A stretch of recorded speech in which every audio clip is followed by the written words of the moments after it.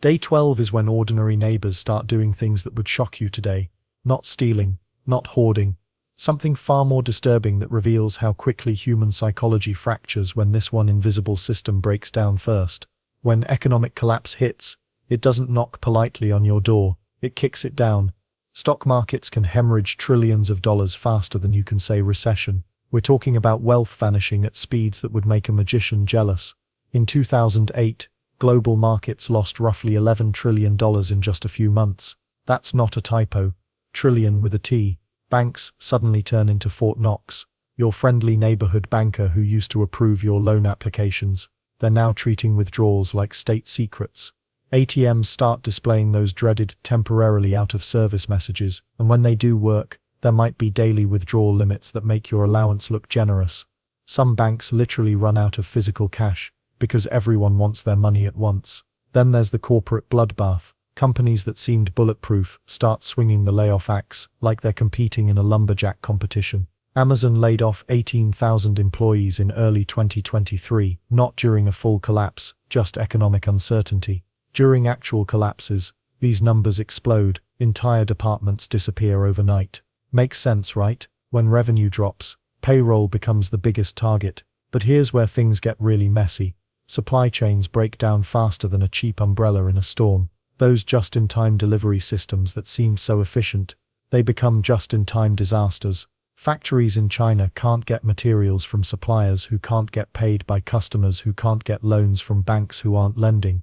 It's like dominoes, except each domino is worth billions and employs thousands of people. Well, governments don't just sit around eating popcorn during this chaos. World leaders start making emergency announcements that sound reassuring but often have the opposite effect. Remember when bank runs used to happen because people heard rumors? Now politicians trying to calm fears sometimes create more panic. They'll say something like there's absolutely no reason to worry about your savings, and suddenly everyone's worried about their savings. Let's not forget the psychological warfare happening here. Markets don't just respond to facts, they respond to feelings. Fear spreads faster than gossip in a small town. When traders see red numbers everywhere, they start selling everything, which creates more red numbers, which creates more selling. It's a vicious cycle that feeds on itself like some financial monster. The weird part is how quickly this all happens. Rome wasn't built in a day, but modern economies can crumble in hours. High-frequency trading algorithms can execute millions of trades per second, turning small problems into massive catastrophes before human beings even realize what's happening. And the ripple effects, they touch everything. Currency values fluctuate wildly. International trade agreements become worthless paper. Countries that seemed economically stable start looking shaky. The interconnected nature of modern finance means nowhere is truly safe when the dominoes start falling. The initial shockwaves are just the beginning though. Once these tremors finish rattling through the financial system, they start hitting something much more personal, your daily routine. When the financial shockwaves hit, your morning coffee run suddenly becomes a treasure hunt. Grocery stores that were fully stocked yesterday now look like they've been hit by a locust swarm. Bread aisles, empty. Pasta shelves, bare. People aren't just buying groceries anymore, they're hoarding them like gold bars. The psychology behind panic buying is fascinating and terrifying. One person grabs 10 bags of rice, so the next person thinks they need 20. Within hours, stores that normally restock daily are calling suppliers begging for emergency deliveries. But here's the kicker, those supply trucks might not even have fuel to make the trip. Gas stations become the new battleground. Drivers form lines stretching for blocks, engines idling, burning the very fuel they're desperately trying to buy. Some stations shut down entirely when their credit card systems crash or they simply run out of product. Others jack up prices so high that filling your tank costs more than a fancy dinner used to. Makes sense, right? Supply and demand in its rawest form. Then there's the rent situation, which gets ugly fast. Millions of people who were living paycheck to paycheck suddenly have no paycheck at all. Landlords start getting creative with eviction notices while tenants get creative with excuses. The lucky ones have family to crash with. The unlucky ones discover just how long the waiting list is for affordable housing assistance. Public transportation systems face their own nightmare. Fewer people commuting means less fare revenue, which forces transit authorities to cut routes and reduce schedules. But wait, this happens exactly when people most need cheap transportation to hunt for jobs or reach food banks. The irony would be hilarious if it weren't so devastating. Food banks, speaking of which, transform from quiet community services into overwhelmed crisis centers. Lines of cars stretch around city blocks, filled with families who never thought they'd need help putting dinner on the table. Volunteers work overtime, while donations struggle to keep pace with skyrocketing demand. Well, at least everyone's losing weight together, though not by choice. Families start skipping meals or stretching single portions across multiple days.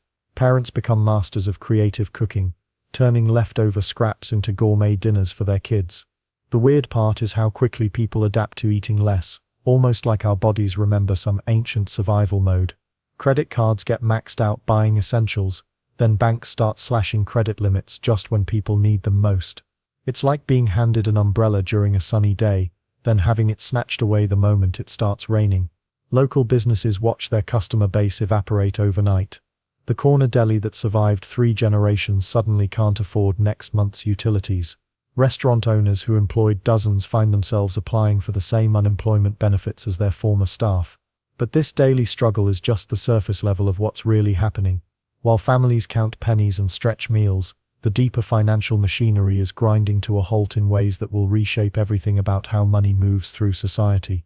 When the ground starts shaking, the foundation cracks first. The same thing happens to our financial system during a collapse, but instead of concrete and steel, we're watching the very institutions that hold our money crumble in real time. Major banks don't just quietly slip away into the night. They fail spectacularly, even when governments throw billions at them like confetti at a parade. Remember 2008, Bear Stearns vanished in days despite having operated for 85 years.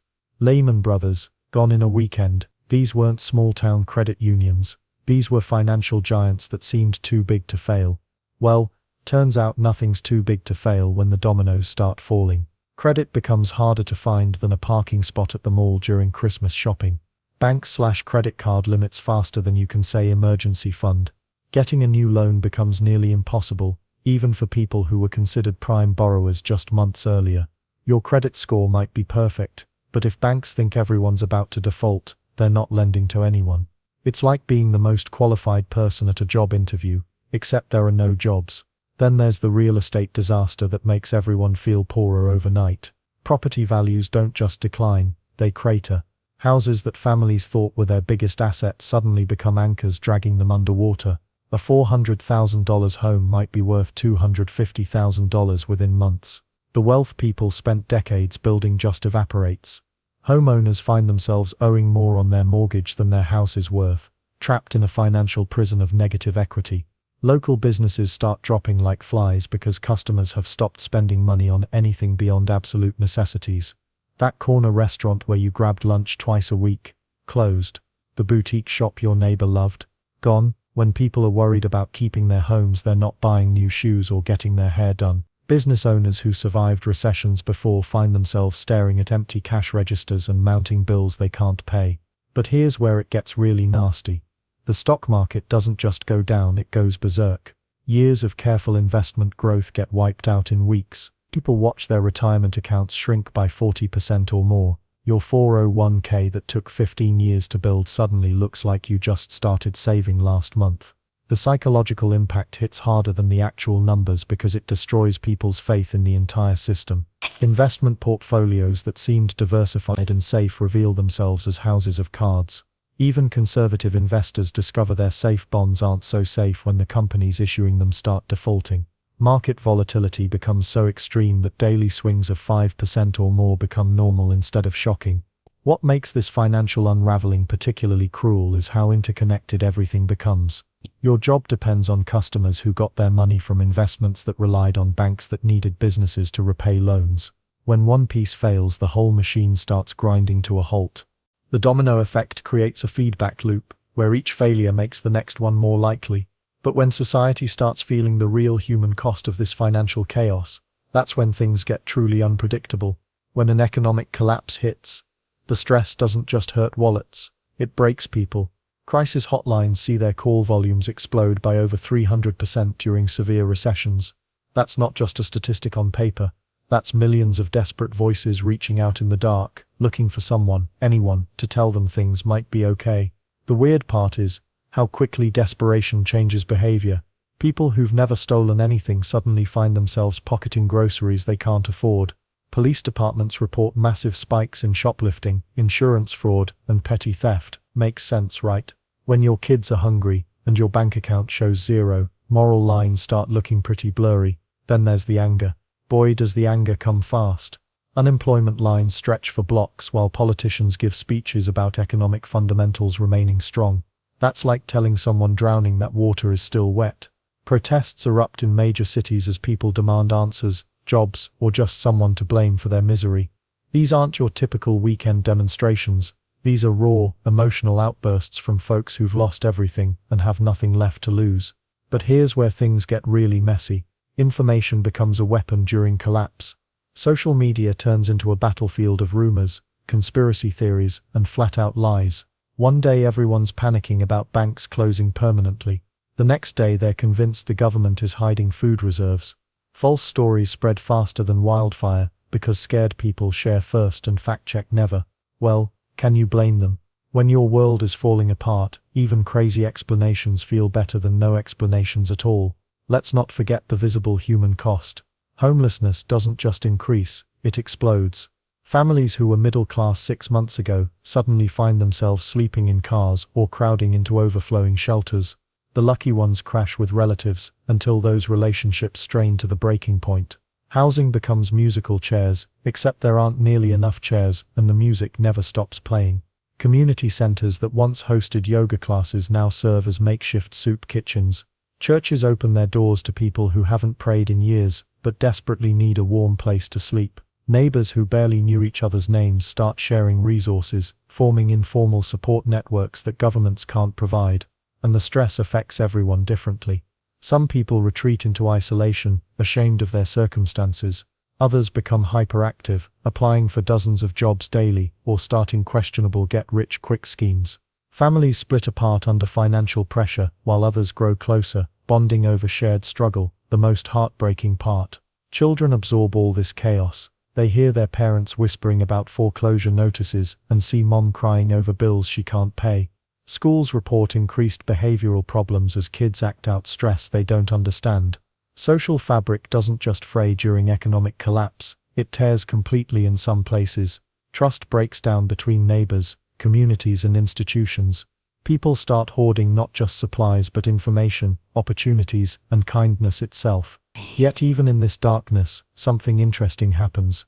New forms of cooperation emerge. But whether these desperate measures actually lead somewhere better depends entirely on what comes next. When everything's falling apart, governments don't just sit around twiddling their thumbs. They pull out the big guns. Emergency spending bills get rushed through Congress faster than a celebrity scandal spreads on social media. We're talking about rescue packages worth trillions of dollars, numbers so big they make lottery jackpots look like pocket change. Central banks become the heroes nobody asked for but desperately need. Interest rates. They slash them to nearly zero, sometimes even going negative. Yeah, negative interest rates are a real thing. Banks literally pay you to borrow money, which sounds backwards but actually makes perfect sense when the economy is gasping for air. Then there's the job creation angle. Public works projects suddenly become everyone's best friend. Roads need fixing, bridges need building, and parks need maintenance. These aren't glamorous careers, but they put food on tables when private companies are too scared to hire anyone. During the Great Depression, the government hired people to paint murals and write guidebooks. Sometimes you've got to get creative when millions are out of work. Let's not forget the direct cash approach. Food stamps, unemployment benefits, stimulus checks, whatever you want to call them, these programs expand faster than a balloon at a birthday party. Governments realize that people need money to spend money, and the economy won't restart itself through wishful thinking alone. But here's where things get interesting. Healthcare and emergency services often see job growth during economic disasters. Stress makes people sick, both physically and mentally. Hospitals need more staff, counseling centers expand, and social workers become incredibly busy. It's like the economy creates its own strange form of job security through crisis. Recovery isn't a straight line though. Markets bounce up and down like a hyperactive kangaroo. One week everyone thinks the worst is over, the next week panic sets in again. This roller coaster can last for years, not months. The 2008 financial crisis took nearly a decade for unemployment to fully recover in some areas. Small businesses face a brutal reality during recovery periods. Many that closed their doors never reopen. The local pizza place that survived 3 generations might not make it through one economic collapse. Yet new businesses also emerge from the ashes, often started by people who lost their corporate jobs and decided to chase their entrepreneurial dreams. International cooperation becomes crucial, but also complicated. Countries want to help each other, but they also want to protect their own citizens first. Trade deals get renegotiated, currency values fluctuate wildly, and everyone's trying to figure out who to trust when everyone's struggling. The weirdest part about economic recovery is how psychological it becomes. Consumer confidence surveys actually influence real economic decisions. If people believe things are getting better, they spend more money, which makes things actually get better. It's like a self-fulfilling prophecy with trillion-dollar consequences. Recovery happens eventually, but it's messy, unpredictable, and rarely looks like what anyone expected. The economy that emerges is often fundamentally different from the one that collapsed, with new winners, new rules, and new vulnerabilities waiting to be discovered. Economic collapses reshape entire societies, but human resilience and government intervention usually prevent complete disaster.